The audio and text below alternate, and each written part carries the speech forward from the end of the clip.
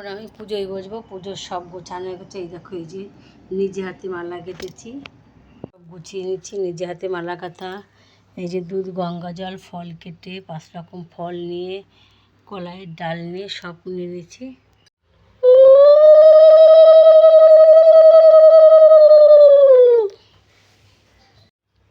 ঠাকুরকে মালা পরালাম।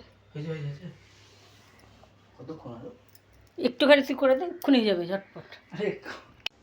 তারপর ঠাকুরের মাথায় এই যে কলাটা দেবো।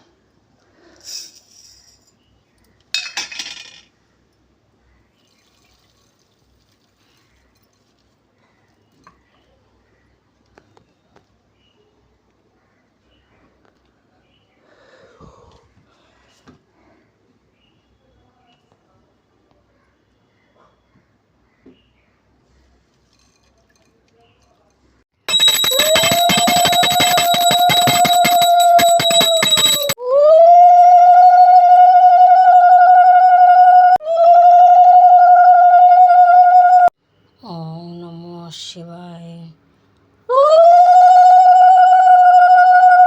এই ঠাকুরকে নকুলদানা বাতাসা দিলাম, আর দেব 16 আনা দক্ষিণা। 16 আনা দক্ষিণা।